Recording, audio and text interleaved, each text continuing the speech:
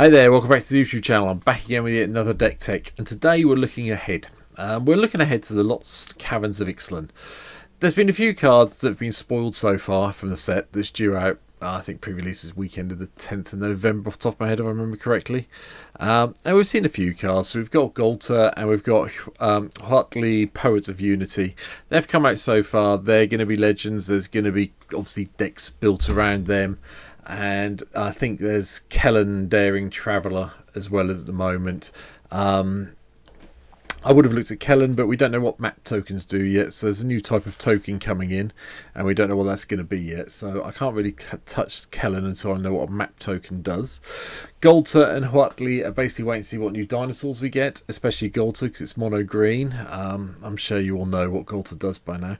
But there is one card that caught my eye, and I think we can already look at it, and that's what you're here for today.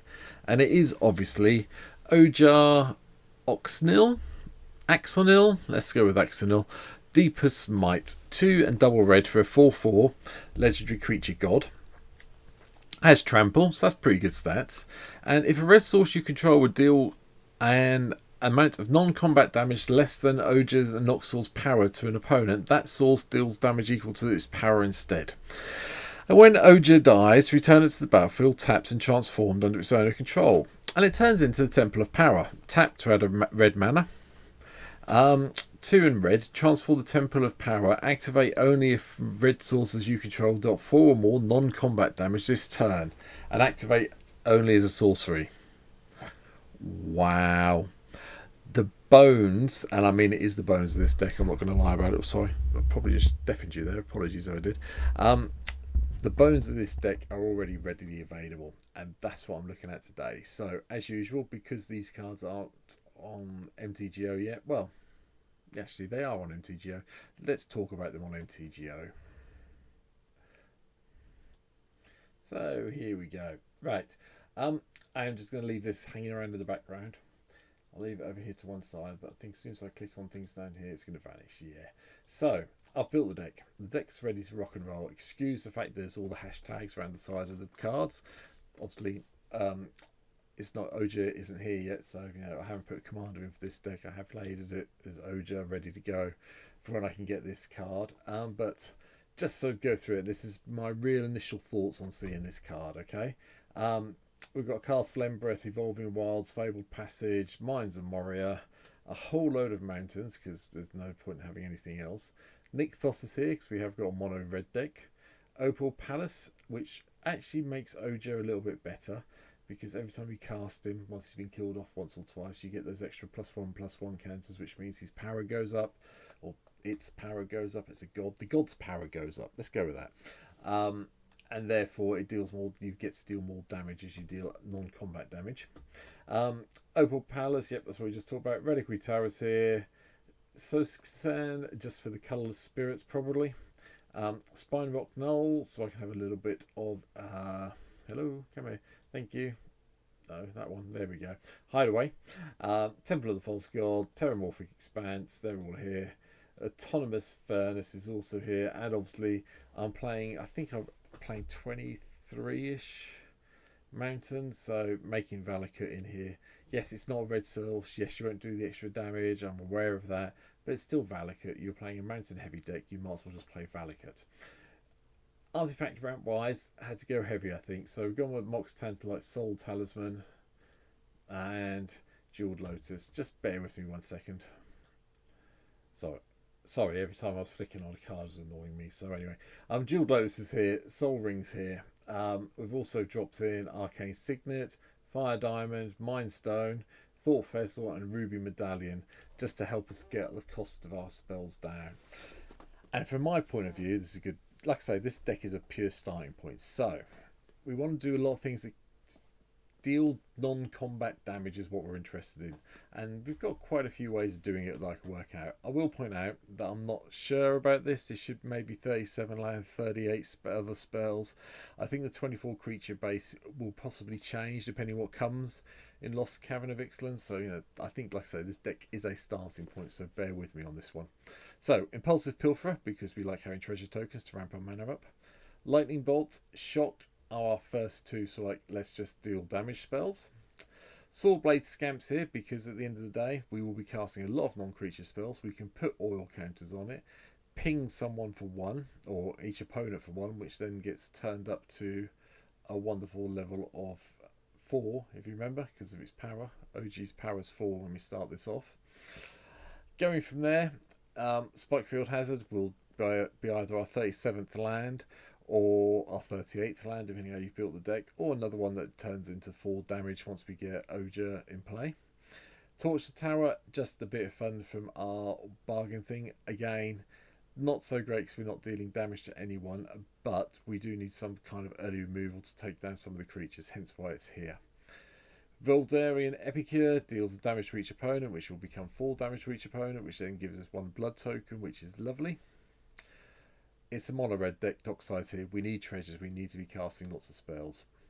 Dragon Fodder gives us a couple of goblin tokens, and there's a reason we've got Dragon Fodder and its equivalents in here. Ral's Reinforcements a little bit further down, I will get to it. Electrostatic Field, whenever we cast an instant sorcery, gets ping everyone. With Ojer in play, it becomes 4. Firebrand Archer does the same. Non-creature spell, 1 damage to each opponent, becomes 4 with Ojer in play. Forbidden Friendship gives us some more tokens to play around with. And Grape Shot. I think it's worth coming back to, well, no, we'll talk about Grape Shot now. Grape Shot, if I've understood it correctly, and believe me, I'm doing this before I've seen any rules, any FAQs, anything like that at all to do with this card. But if I get it right, Grape Shot will do 1 damage to any target.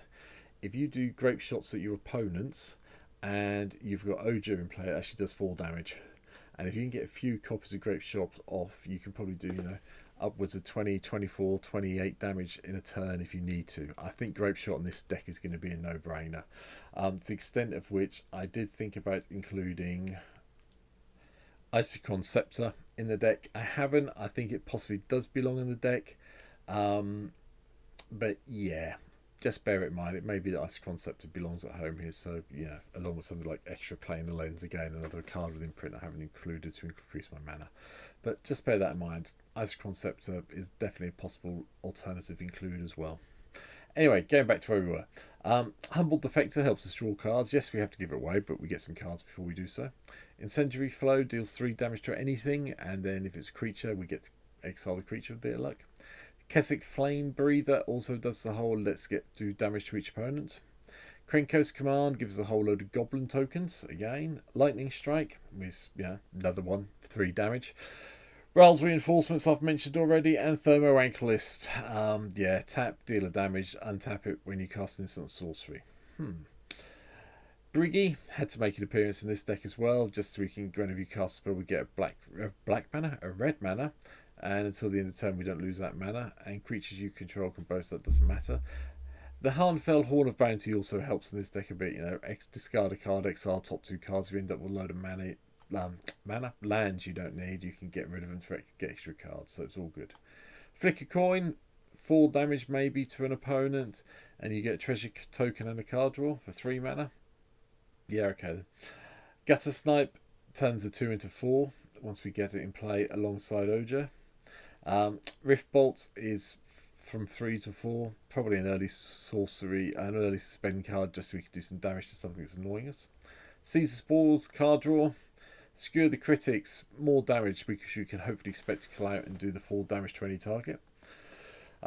Soul's Fire. Target creature you control deals damage equal to its power to any target. Again, as I understand it, because this is non-combat stuff and we do our, say, I don't know, Humble Defector deals 2 with this. It'll deal 4 with Ojer out as far as I understand it. Again, I may be wrong. Torch of the Void, just colourless, 3 damage to any target. Unruly Catapult does 1 damage to each opponent when we tap it, and whenever we cast an instant sorcery we untap it and do it again. Vault Charge, not really doing it for the proliferate, but 3 mana, 3 damage, bit pricey in a red deck, I'm aware of that, but it still does the job.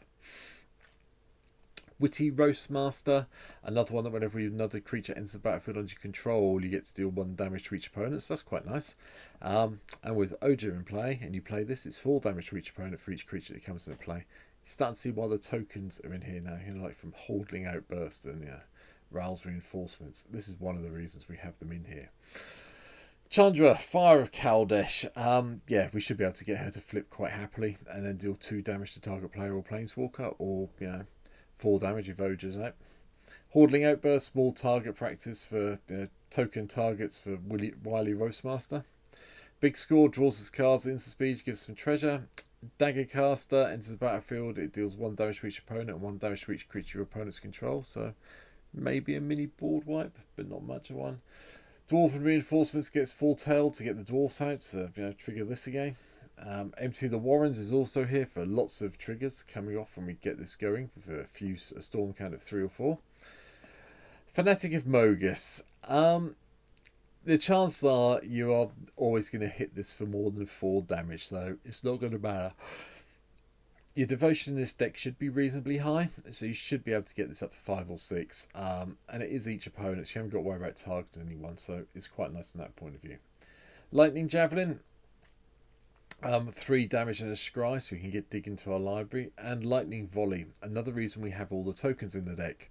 With Ojer in play and a whole load of tokens, you play this, and the chances are you win there and then, because you would just ping your opponents to death. Unless they've got, Leyline of Sanctity or something.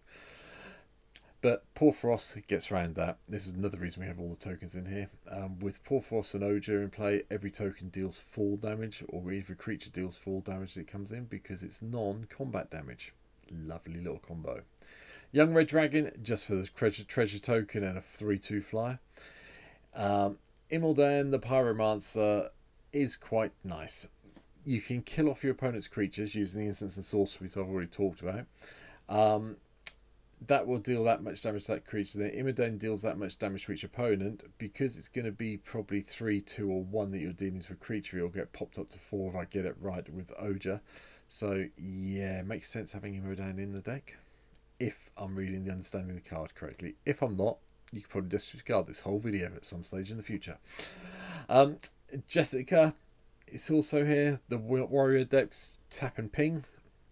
Unexpected Windfall, more treasure and card draw. And Urabrusk from blah blah blah, March of the Machine. That's what I was going to say. Brain went dead. Whenever you cast an instant sorcery, deals 1 damage. Exile Urabrusk and return it. Only activates the sorcery only if you cast 3 or more instant or sorcery spells this turn. And then you get all the damage side of it. So deals 3 damage to target opponent and each creature they control. Create 3 treasure tokens, and until the end of the turn you may cast the instant sorceries from your graveyard. La di da di da. 5-drop land, burn down the house, gives you the devils, and when they die, when Ojer's in play, they deal 4. Flag and Nasari, I don't think we see enough of, and I just want to play around with this and just have a little bit of chaos in the deck, so bear that in mind. Virtue of Courage deals damage, and then whenever a source you control deals knockout damage to the opponent. Ooh. Excuse me.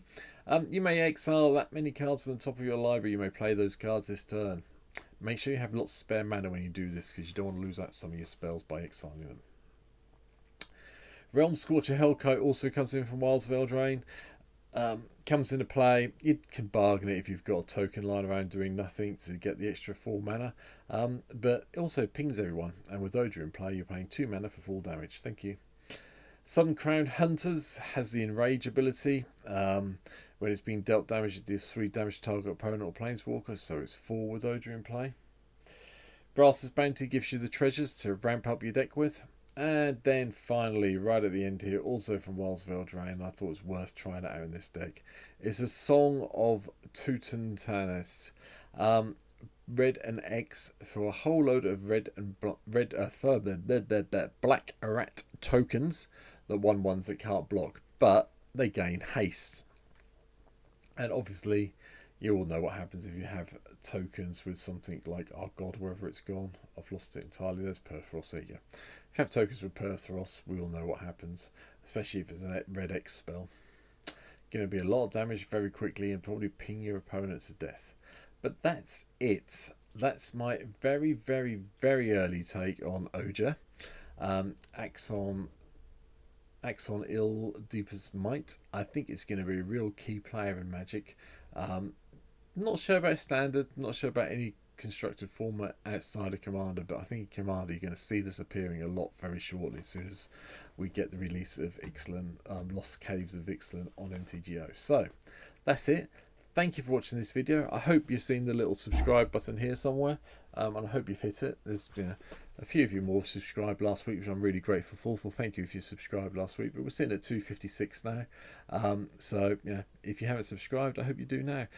I'll be going back to the cards that are available soon, and I'll keep my eyes on the spoiler of Lost Caverns of Ixalan. If anything else turns up, I'll get a deck tech out for it as soon as I can. Thanks for watching. Hopefully you'll come and see another video soon, or see me on Twitch. Link below to my Twitch. Come watch me play there during the week. Take care. See you soon. Bye.